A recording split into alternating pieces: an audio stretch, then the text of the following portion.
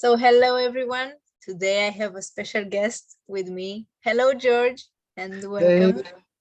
hello. Thank you for having me. This is so great to be here and to share the wisdom of my journey and some of the things that are important to me. But when they're important to me, most time they're important to humanity too. So let's get into it. Let's dive. So both me and George, we are Gene Keys guides and we are Gene Keys lovers. I do love how George says it better. What do you say about Gene Keys? How do you define yourself? Um, how you do I you define? yeah, you even have like your YouTube channel. It's Gene Keys Junkie or Oh yeah, I was a jinky. Well, this that name came to me because someone just said, "Whoa, this guy is like totally like this is all he talks about," So they called me the Jinky Junkie, and this was a couple years ago, and I thought about it. I have the 24th gene key as my life's work, and of course, in the profile it comes back to the brand. So it's like, where's my highest truth, coming from? And it's coming from this addiction to silent, the addiction to silence, but it's through invention. And so it was sort of my way of saying, it's addiction with an open heart. It makes me the gene key junkie. it's nice using what you have in your profile and make it your brand. Nice Yeah, idea. right. I know when you appeared in the Gene Keys field, it was like, don't you know George? Who? George the Gene Keys junkie. Yeah. So I'm honored to have you here with me, and thank you Oh, for being thanks. so spontaneous and saying yes to the invitation. So first, I would like to know, how do you feel as a guide, and what made you be a guide, and how do you feel your personal contribution as a guide is into the world? Yeah. Well, thanks. That's a good question. So as a guide, you know, I think about, the couple terms that come to me. It's like, some people think of like life coach, someone that gives advice. And for me, this is totally different than what a guide in the Gene Keys is. And a guide is, to me, is someone that knows, their patterning and knows the gene keys in such a way that these like 64 different, I call them 64 different pathways to self-love, have sort of become a place where they can use a story of any one of those archetypes to support someone in wherever they're at in their life, not with advice, but just with a story that's going to allow them to sift their consciousness. And I look at the gene keys as one of the greatest tools to use for looking at life experience as the greatest teacher. When I came across the gene keys 4 years ago, this is what I realized, that I was pushing away the pain, pushing away the shadows. I wasn't seeing that I needed to embrace this. And so being able to sit with the pattern in the story and reparent myself, basically, in how I was reacting versus responding to what was showing up in the present moment. This has been one of the, obviously, the greatest gifts for me, but it's also been something that, as I share my story and how it's sort of filtering through my daily life and it's something that just happened. Like when I say show up in my daily life, it's like, usually when I'm called on to speak, like in something like this, it's like something just happened within the last few days that allows this present moment awareness to be, channeled into, what makes me a good gene key guide. And that is, it's the ability to be present in the moment and feel the grace and the thread of all stories that allow a person to show up and feel into everything that life has brought into them as amazing grace. My signature in my email is blessings and grace in all ways, always. And it simply states that until, individual gets it, that we're unique and we're individuated beings, that You know, it's not about looking outside of ourselves, it's about looking inside. And you know, there's some concepts that sometimes get overlooked when we're new to a system that's this powerful, and it's this piece that's involution and evolution. And the gene keys, the way that they describe it, it makes it so so much of a saving grace to this place we're at in this, you know, this field, well, in humanity, in this world right now. And you know, I say um, evolution without involution creates pollution. That's like my that's my gene key junkie quote of the day. I Yeah. love it. Thank you. Oh, it's such a nice one. You always bring bits of your life work, I guess. That creativity. Thank you very much. What stayed with me from what you just said is, or at least what translated for me was, being a guide is also about being guided. And I do appreciate how aware you are to being guided. Mm, In mm, order for you to speak and be present and have that enthusiasm that we know you have in the meetings, it's also about being guided and knowing where to be. And yeah, that stayed with me from what you said. Thank you.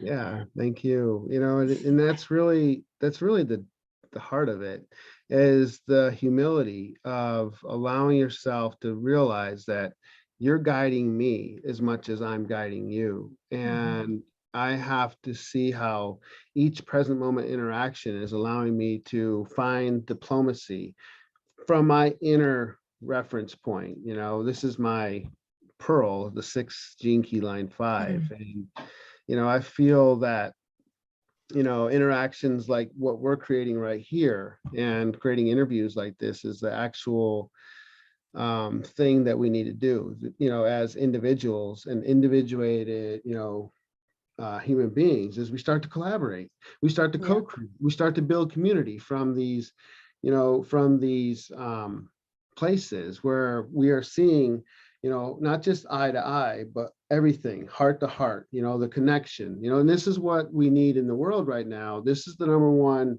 human need, is that everybody craves connection, you know. And my journey in the gene keys has been one of deep connection, especially in the last 2 years. When I started doing the dream arc, I mean, I also started doing the Delta, and Mhm. I've done 9 rounds of the Delta. You fly So well. yes, I fly very well, and I've also um, you know, that's when I started really going deep in the dream arc. I've been in every single gene, you know, gene key retreat deep dive, and on as many community calls that I could fit, you know, into my time zone. And I get up several mornings at 4 or 5 o'clock in the morning just to get on one, because I felt like it was me, like committing to something that I committed to, but if it was available, to show up. You know, I Yeah. wasn't giving myself an excuse to not show up anymore. And Yeah. yeah. Hmm. Beautiful, beautiful journey. For me, being a Jinki guide just opened a new world completely. I started working with people, and I still work with people mainly through astrology. That's my main one, astrology. But I think Jinkies taught me, first of all, to listen and to connect deeper with myself and with the people I work with. So it brought a new layer for me, a new understanding. And um, even now, when I look at my profile, and I'm sure you feel similar, George. When we look at our profile, it's like we meet ourselves again and again and again. It's like, how could I not see this in my profile 2 years ago or 3 years ago? So it's a journey. I'm honored to live with my clients over and over again, be it in astrology or jinkies. So yeah, as a guide, I feel it made me, I have a lot of 4 lines, so it made me connect better with people and open up Mm, and be there with people. mm, My second curiosity was about the dream arc, and I think this is the point that brought us here together. It's our love for the dream arc, and we met again in the guides meeting at the dream arc, and I felt in my heart the same enthusiasm you expressed, and that was the moment I said, George is the voice that expresses that enthusiasm so well. So tell me about your journey with the dream arc. Now it's here, it's official, and we invite you to embark on the journey with us as guides. And George, please give me your details. I will write them in the description. You can find George, you can find me, you can find guides that would likely guide you or be with you. It's not a guided, it's more a sharing experience. yeah. How is it for you, and how did the dream arc invite you in? Yeah. So the dream arc, simply invited me in because I started to become aware of like animals, and I seen that the codex for the dream arc was available. I mean, I think it's been available since 2009. And with that, I took it and I put it on my my home screen of any phone that I've owned for the last 2 years, because I started to become aware that these animals would show up and they'd have synchronicity or a lesson or something that was guiding me to go deeper inside. And when I did a reflection on the dream arc, I I was in actually one of the first calls where the dream arc was coming out. I had this like deep like feeling that the dream arc is actually like the penultimate course to enlightenment. And I'll say why. Because the dream arc to me is instantaneous involution. Remember, I was talking about involution and evolution a little bit, referring, back to the previous question. But this is one of the areas when people show up at the Gene Keys, they realize that maybe all other teachings fall short on.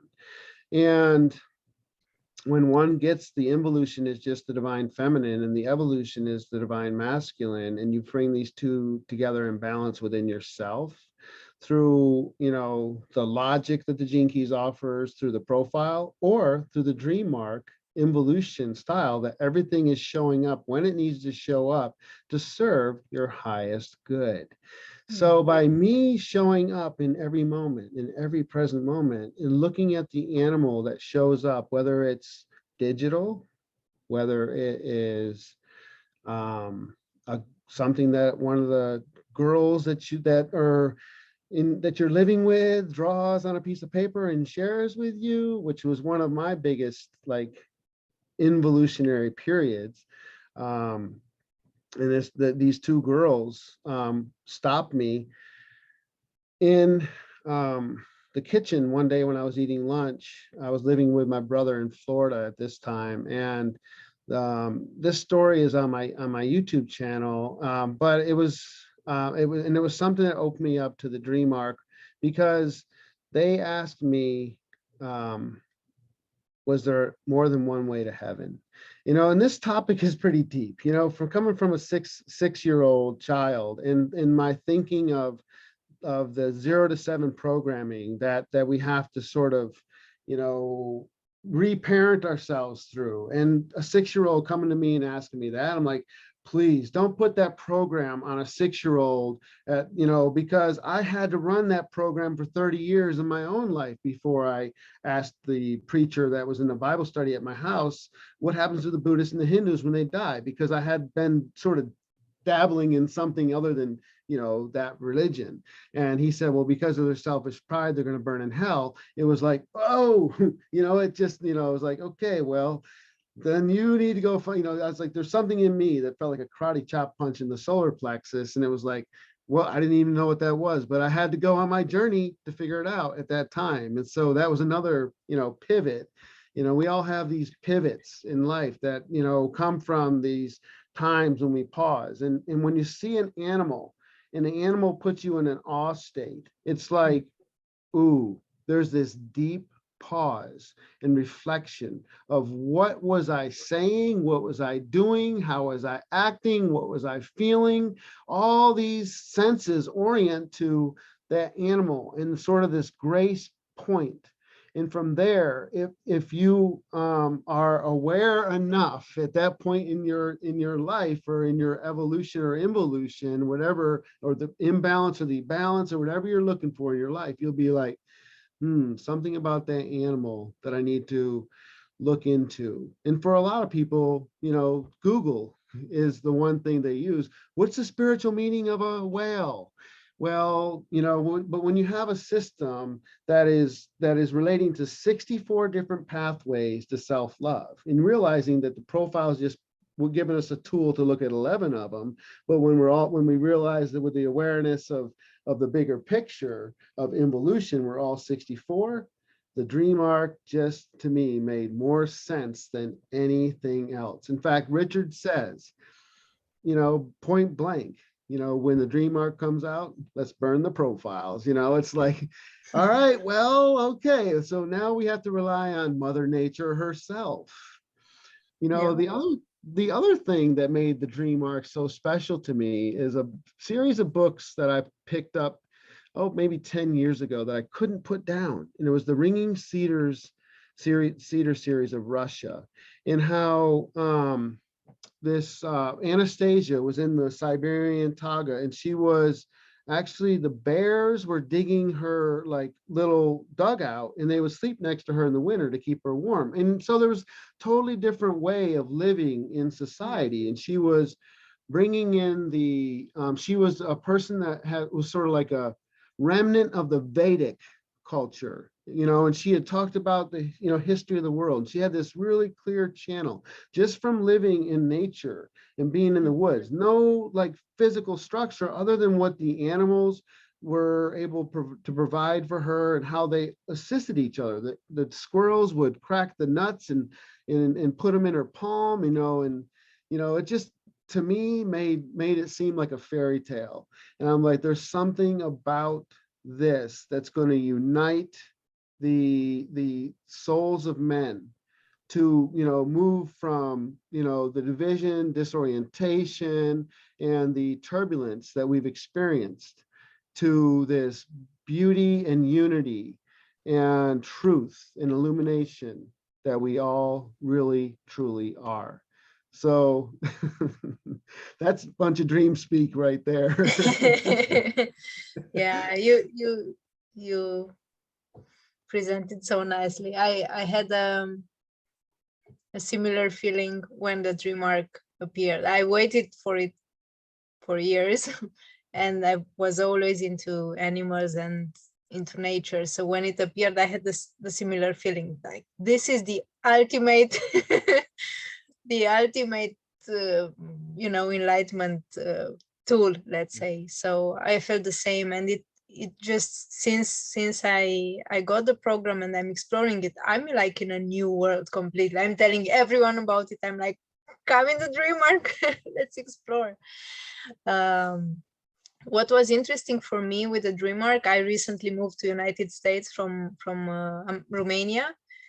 And I remember I was just like contemplating my radiance, and with a line for radiance, I remember it was like, don't move where you don't have friends, or where you are alone. I was like, I just, I ditched that rule. So I was like in America, in a new place, and then the dream arc came, and I started seeing, like, I'm in Seattle and nature is amazing here. So I was like, oh my God, friends can be animals and plants. And it was so amazing. I've seen whales, and I've seen, well, orcas, and I've seen the seal, and so many birds. And yeah, so for me, it was just, life brought me the dream arc to understand that I'm in the right place at the right moment. So it's very much a journey with not so many words for me right now. It's a lot of feeling, but I do appreciate you put the words for something that I deeply feel in my soul. Yeah. Is there any animal that popped up and surprised you completely when you started your journey? is it any animal that's closer to you? Well, yeah, in the well, I will say yes, there is, and it's the dolphin. It's right here on my feet. Wow. So the dolphin, I keep on finding more little pieces that just draw me closer. And then how this showed up in my life. This was given to me right after I moved where I'm at. And it was in a load of stuff that a person was selling out their own shop. And it was like, oh, my sister's like, oh, I know who to give this to. So after she cleansed it, she said, guess what? I have a gift for you. And it was right at the time when I was listening to the 36 gene key again for probably the 150th time or more. And as Richard was talking in there, he was talking about the dream of a dolphin. The highest dream of a dolphin is to be human. And Hmm. my sister gave that to me, and I thought, you know what, this belongs over my heart, right here, because this Hmm. is my SQ, the 36 gene key, line 5. And one of the other things that happened, I was in my 5th delta, and my sister was in a thrift shop, and she was just looking on the through it, and I don't know, she does that from time to time, just ends up going in, and then she was on the phone with me, and she said, hey, look what I found. And she found this right here, A this bunch of dolphins. yes, so this beautiful statue was in like a Goodwill store. And when she walked up to the counter, she got off the phone with me, and she said, the man in front of her told her that, is that all you have, ma'am? And she says, yeah. And so he ended up saying, I'll take care of it. And so she bought it, or he bought it for her, and then she gave it Oh. to me. So this is truly like one of the most altruistic. This is the 27 gene key of altruism, but it goes from selfishness to selflessness through altruism. Hmm. And the other thing that made it so special was that night, the night that I received this gift, I was speaking about the 27th gene key in my delta. And it was in my 4th delta at that time. And I've done 5 more since, but it's always been one of the beautiful expressions for me. And being that it's in the delta too, it's in the 5th position.